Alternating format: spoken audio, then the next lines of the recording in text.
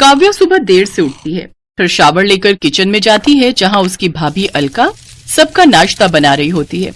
काव्या उससे जाकर कहती है, भाभी मेरे लिए एक कप कॉफी बना दो। अच्छा वैसे आज ब्रेकफास्ट में क्या बनाए? मेथी के पराठे और बूंदी रायता। क्या? मेथी के पराठे? ओह नो भाभी, वो एक्चुअली मैं आपको बताना भूल गई। भैया को ना पनीर सैंडविच बहुत पसंद है और वो भी काली मिर्च स्प्रिंकल किया हुआ। संडे को ज्यादातर वो वही खाना पसंद करते हैं, तो आप उनके लिए वही बना दो। अच्छा ठीक है दीदी, मैं उनके लिए सैंडविच बना देती हूँ। अलका एक सुंदर, सुशील और संस्कारी लड़की थी। उसकी यही खूबी अलका के पति प्रांजल को भा गई और सबकी रजामंदी से वो उसे ब्याह कर घर ले आया। लेकिन काव्या को अलका से हमेशा चिढ़ रहती थी। वो अपनी भाभी को नीचा दिखाने से बाज नहीं आती थी। काव्या के कहने पर कुछ देर बाद अलका सबके लिए नाश्ता लेकर आती है, जिसमें प्रांजल के लिए वो पनीर सैंडविच काली मिर्च स्प्रिंकल डला हुआ उसे परोसती है। अरे वाह, paneer sandwich, thank you Alka, मेरा कब से मन कर रहा था इसे खाने का, थैंक यू सो मच। प्रांजल जैसे ही सैंडविच मुंह में डालता है उसे जोर जोर से छींकें आनी शुरू हो जाती हैं। ये देखकर अलका की सास जानकी गुस्से में आ जाती है। अरे क्या हुआ बेटा तुझे? बहू तूने इसमें कहीं वो काली मिर्च तो नहीं डाल दी? हाँ माँ जी डाली है। अरे तेरा दिमाग खराब है क्या? तुझे पता नहीं मेरे बेटे को काली मिर्च से एलर्जी है। अब खड़ी खड़ी मेरी शक्ल क्या देख रही है? जा जल्दी से डॉक्टर को फोन करके बुला। कुछ देर बाद डॉक्टर घर आता है और उसे दवाई देकर चला जाता है। क्यों री, क्या जरूरत थी काली मिर्च डालने की?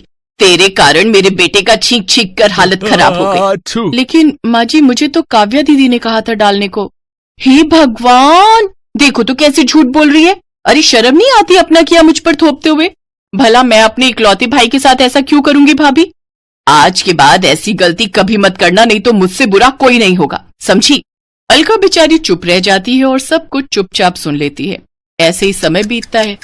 घमंडी ननद बार बार अपनी संस्कारी भाभी को नीचा दिखाने का कोई मौका नहीं छोड़ती। ऐसे ही एक रोज काव्या कॉलेज से घर आती है। भाभी जरा मेरे लिए एक कप चाय लेकर आना, मेरे सिर में बहुत दर्द हो रहा है। कुछ देर बाद अलका चाय लाकर अपनी ननद को देती है, फिर घर के बाकी कामों में लग जाती है।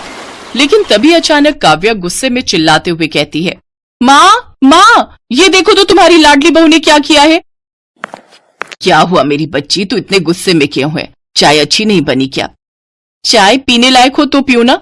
ये देखो भाभी ने इसमें छिपकली का मरा हुआ बच्चा डाला है ताकि इस चाय को पीते ही मैं मर जाऊं। क्या? मेरी बच्ची तू ठीक तो है ना? तूने इसे पिया तो नहीं ना?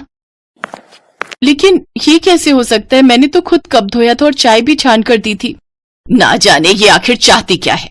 पहले तो जानबूझकर मेरे बेटे को काली मिर्च देती है और अब मेरी बेटी को चाय में मरी हुई छिपकली। क्यों री, तू मारना चाहती है हम सबको? भाभी मैं आपकी इकलौती ननद हूं और आप मेरे साथ ऐसा कर रही थी। छी, मुझे तो घिन आती है आपको भाभी कहते हुए भी। अगर मैं आपको पसंद नहीं तो सीधा सीधा बोल दो, लेकिन कम से कम ये सब तो मत करो। मत रो मेरी बच्ची, अब तू चल और कमरे में चलकर आराम कर ले। दोनों माँ बेटी वहां से चली जाती हैं। बेचारी अलका वहीं बैठकर खूब रोती है और मन ही मन सोचती है, ना जाने ननद जी को मुझसे क्या परेशानी है। हर बार वो मुझे सबकी नजरों से गिराती रहती है, जबकि मैं तो कभी उनके साथ गलत नहीं करती। शायद मुझ में कोई कमी होगी। खुद को कोसते हुए अलका घर के कामों में लग जाती है। ऐसे ही दिन बीतते हैं और हर दिन के साथ काव्या की साजिशें बढ़ती जाती हैं। नौबत यहाँ तक आ गई कि अब जानकी और प्रांजल हर छोटी बड़ी बात के लिए अलका को सुनाने लगते हैं। ये सब देख काव्या बहुत खुश होती है, लेकिन जब इससे भी उसका मन नहीं भरता तो वो एक तरकीब और लगाती है। मुझे किसी भी तरह इसे घर से निकलवाना ही होगा। घमंडी ननद अपने खुराफाती दिमाग से एक तरकीब लगाती है, फिर मौका मिलते ही अपनी भाभी के कमरे में जाती है, उसकी फोटो चुरा लेती है। अब आएगा मजा, देखना भाभी, इस बार आपको ऐसा सबक सिखाऊंगी कि सब आपको धक्के मारकर घर से बाहर निकाल देंगे। काव्या फोटो लेकर वहां से चली जाती है। एक रोज जब सभी हॉल में बैठकर खाना खा रहे होते हैं, तभी काव्या वहां आती है। अरे दीदी आप आ गई, आइए बैठिए, मैं आपके लिए खाना परोस देती हूँ। कोई जरूरत नहीं है ये सती सावित्री बनने की।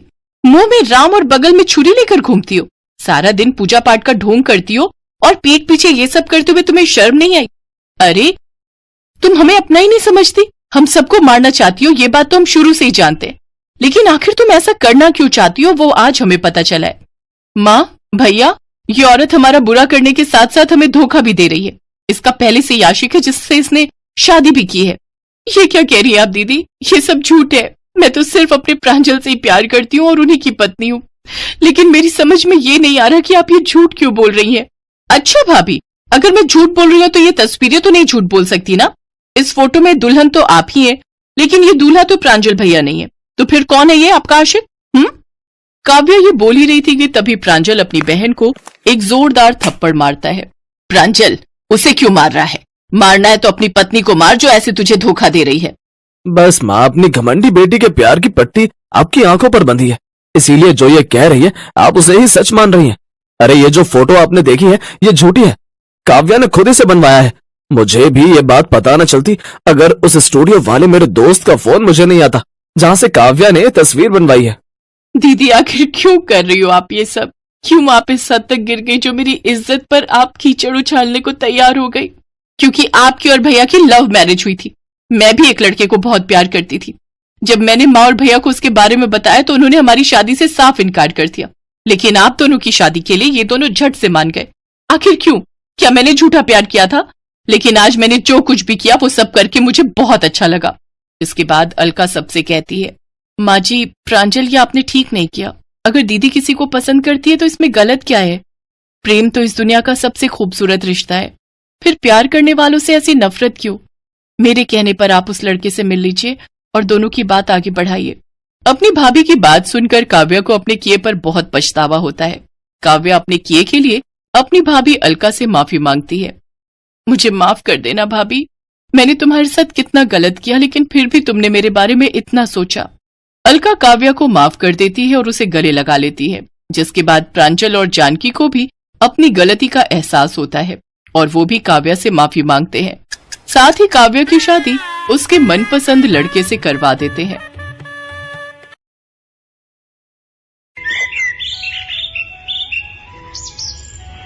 दो दिन बाद सोनिया की शादी थी, पर वो अपनी शादी को लेकर बहुत घबराई हुई थी। भाभी, मुझे तो बहुत घबराहट हो रही है। मैं शादी के बाद सब कुछ कैसे संभाल पाऊंगी? आपने तो यहाँ आकर सब कुछ मैनेज कर लिया। सोनिया, ऐसी कोई बात नहीं है।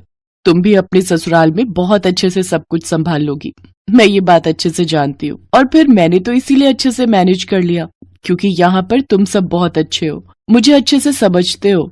सबने मुझे बहुत सपोर्ट किया और जहाँ तक मैं जानती हूँ तुम्हारे ससुराल में सब अच्छे ही होंगे।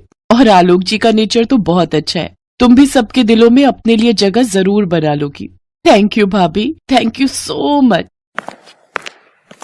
मेरी गुड़िया रानी कितनी जल्दी बड़ी हो गई, जैसे कल की ही बात हो। आंगन में इधर उधर खेलती दौड़ती भागती हुई, कभी इधर छुप जाती थी, कभी उधर छुप जाती थी। मेरी बच्ची कब बड़ी हो गई पता ही नहीं चला। कल मेरी बच्ची अपने ससुराल चली जाएगी। माँ, आपके आंसू निकले तो फिर मुझे भी रोना आ जाएगा। अरे मेरी बिटिया, ये खुशी के आंसू हैं, मैं रो थोड़ी रही हूँ। देख, बिल्कुल भी नहीं रो रही। मेरी प्यारी ननद, अब तुम समय पर सो जाओ, सारे रिश्तेदार भी सो चुके हैं। एक काम करो, तुम मेरे साथ ही सो जाओ। कल सुबह पंडित जी जल्दी आ जाएंगे, तुम्हारी हल्दी और चूड़े की रस्म भी होनी है। हाँ सोनिया, तुम भाभी के साथ ही सो जाओ। ठीक है माँ, मैं भाभी के पास सो जाती हूँ। और फिर अगले दिन सोनिया शादी करके धूमधाम से अपने ससुराल चली जाती है। सोनिया अपने ससुराल में सबके दिलों में जगह बनाने के लिए पूरी कोशिश करती है, पर सोनिया की सास और ननद दोनों ही उसे ज्यादा पसंद नहीं करती थी। अगले दिन ही उसकी ननद दरवाजा बजा देती है। सोनिया भाभी, जल्दी से उठ जाओ, माँ बुला रही है, पूजा का समय हो रहा है। अभी तो सुबह के 5 ही बजे हैं, इतनी जल्दी? रुको, मैं मेघा को बोल देता हूँ। नहीं नहीं, रहने दो आलोक, अच्छा नहीं लगता ऐसे मना करना, मैं उठी जाती हूँ। सोनिया दरवाजा खोलती है। मेघा, मैं नहा धोकर तैयार होकर नीचे आती हूँ। ठीक है, जल्दी आना, माँ को पूजा में देरी पसंद नहीं है। सोनिया नहा धोकर तैयार होती है और फटाफट से पूजा में पहुँचती है। बहू, कल से 4 बजे उठा करो, 5 बजे मैं भोर की आरती करती हूँ। आज तुम्हारा पहला दिन था, इसलिए मैंने मेघा को उठा दिया था ताकि तुम्हें बोल दे। मैं तो सीढ़ियाँ चढ़ नहीं पाती हूँ, अब से तुम भी मेरे साथ पूजा किया करोगी। माँ, मैं सोने जाऊं? अब तो भाभी उठकर आ गई है। हाँ हाँ, तू जा सोने, मैंने तुझे नींद से उठा दिया। मेरी बच्ची, तुझे कॉलेज भी जाना होता है, जा तू जाकर आराम से सो, फिर मैं तुझे 8 बजे उठा दूंगी। सोनिया अपनी सास के साथ पूजा करती है। नाश्ते में उसकी सास उसे समोसे बनाने के लिए कहती है। सोनिया बहुत अच्छा खाना बनाती थी, उसने अपनी माँ और भाभी से बहुत सारी डिशेस बनानी सीखी हुई थी। बहू, समोसे में मिर्ची बड़ी तेज कर दी और थोड़े तले भी सही नहीं है, थोड़े कच्चे रह गए। थोड़ा धीमी आंच पर तलती तो और कुरकुरे बनते। खैर, अभी तो धीरे धीरे तुम इस घर के रहन सहन और खान पान को समझ ही जाओगी। मम्मी, मैं लेट हो रही हूँ, मैं कॉलेज जाती हूँ। ठीक है बेटा, टाइम से घर आ जाना। मम्मी, आप भूल गए हो, आज मेरी फ्रेंड का बर्थडे है, मुझे आने में लेट हो जाएगा। अच्छा, मैं तो भूल ही गई। ठीक है, तो फिर फोन कर देना। मेघा कॉलेज चली जाती है। सोनिया रसोई में बर्तन रखकर कमरे में आ जाती है। सोनिया, मैं जानता हूँ समोसे बिल्कुल ठीक बने थे, तुम्हें किसी को भी कुछ प्रूफ करने की जरूरत नहीं है। माँ और मेघा धीरे धीरे तुम्हारे साथ एडजस्ट कर पाएंगी, मैं उनके नेचर को जानता हूँ। कोई बात नहीं आलोक, मैं भी तो फिर धीरे धीरे ही सबके नेचर को पहचानूंगी ना। पर मैं पूरी कोशिश करूंगी कि मैं धीरे धीरे सबको समझने लगूं और सब मुझे समझने लगे। पर सोनिया जितनी भी कोशिश कर रही थी, उस कोशिश का उसकी सास और ननद पर कोई असर नहीं हुआ। सोनिया की शादी को 1 महीना हो गया था। वो जब भी आलोक को घूमने के लिए कहती तो उसकी सास कोई न कोई बहाना करके उनके हनीमून को टाल रही थी। सोनिया ने इस बात को भी दिल से नहीं लगाया। वो फिर भी सबकी इज्जत करती, सबकी देखभाल करती, सबका पूरा ख्याल रखती। जो भी गुण अच्छी बहू में होने चाहिए वो सब सोनिया में पूरी तरह से थे। वो अपने आप को एक अच्छी बहू साबित करने की कोशिश में लगी हुई थी। पर एक दिन तो हद ही हो गई। सोनिया पड़ोस में रहने वाले एक लड़के से बातें कर रही थी। बातों ही बातों में सोनिया थोड़ी हंस पड़ी। कॉलेज से आते हुए उसकी ननद मेघा ने उसे एक लड़के से बात करते हुए देख लिया और जाकर सीधा ये बात अपनी माँ को बता दी। माँ, लगता है भाभी में बिल्कुल भी तमीज नहीं है। पड़ोस में रहने वाला वो रघु है ना, उससे हंस हंस के बातें कर रही थी। तुम जानती हो ना रघु कैसे स्वभाव का है, पूरे मोहल्ले का बिगड़ा हुआ लड़का है। क्या बहू रघु से बात कर रही थी? अभी इसकी खबर लेती हूँ। सोनिया अब तक अपनी ननद की सारी बात सुन चुकी थी। अब सोनिया की सहनशीलता भी जवाब दे रही थी। क्या बात है बहू, ये हमारे घर की बहू के अच्छे संस्कार वाली बात नहीं है। तुम किसी गैर मर्द के साथ हंस हंस के बातें कर रही हो। पता है मोहल्ले में कितनी बदनामी हो जाएगी। कुछ तो समझा करो, तुम इस घर की नई नवेली बहू हो। बस माँ जी, बहुत हुआ। आप दोनों मेरा बहुत अपमान कर चुके हो। अरे वो पड़ोस में रहने वाला रघु, मैंने उससे बात क्या कर ली, आप तो मेरे ऊपर लांछन लगा रहे हो। आपको पता भी है रघु कौन है? वो बचपन में मेरे स्कूल में पढ़ता था। वो मेरी सहेली का बॉयफ्रेंड है, मेरी बेस्ट फ्रेंड श्वेता का। वो तो हम बचपन की किसी बात पर हंस पड़े थे। खैर, मैं आप दोनों को सफाई क्यों दे रही हूँ, मुझे यहाँ रहना ही नहीं है। मैं अपनी मम्मी के घर जा रही हूँ। आलोक आए तो आप उसे बता देना। सोनिया गुस्से में अपना पर्स उठाती है और अपनी मम्मी के घर आ जाती है। उसकी सास और ननद घबरा गए थे, क्योंकि आलोक के आने के बाद वो क्या ही जवाब देते कि उन्होंने ऐसी क्या गलती की जिसकी वजह से सोनिया घर छोड़कर चली गई। उधर सोनिया भी रोते हुए अपनी माँ और भाभी को सारी बात बताती है। भाभी, मैंने उस घर में आपकी तरह जगह बनाने की बहुत कोशिश की, पर नहीं। माँ जी और मेघा, उन दोनों ने मेरा अपमान किया, मेरे चरित्र पर उंगली उठाई। क्या आपको लगता है कि मुझे उस घर में रहना चाहिए, वापस जाना चाहिए? सोनिया, रो मत मेरी प्यारी ननद। मैं आलोक जी से बात करूंगी। तुम्हारे भैया और मैं दोनों मिलकर उनसे बात करने जाएंगे। बहू बिल्कुल ठीक कह रही है। अरे हमने अपनी बेटी दी है तो ये थोड़ी है कि हमारा कोई सम्मान नहीं है। हमने अपनी बेटी को अच्छे संस्कार दिए हैं और वो मेरी बेटी पर इस तरह के लांछन लगा रही है। सोनिया, तुम्हें वहां जाने की कोई जरूरत नहीं है। अब पहले बात होगी तभी तुम वहां जाओगी। उधर आलोक भी अपनी माँ और बहन पर बहुत गुस्सा होता है।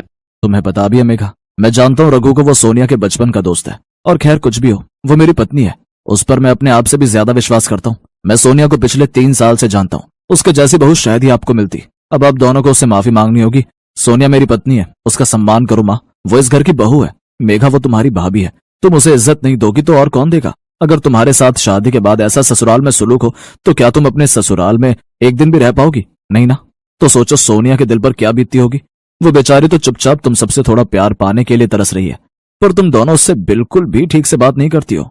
तू ठीक कह रहा है बेटा, हमसे बहुत बड़ी गलती हो गई। सॉरी भैया। माँ, हम दोनों को भाभी से माफी मांगनी चाहिए। चलो हम भाभी को लेकर आते हैं, हम उनसे माफी मांगेंगे। सोनिया की सास और ननद उसे लेने के लिए आती है और उससे माफी मांगती है। सबके कहने पर सोनिया उन्हें माफ कर देती है और खुशी खुशी इज्जत के साथ अपने ससुराल के लिए विदा होती है।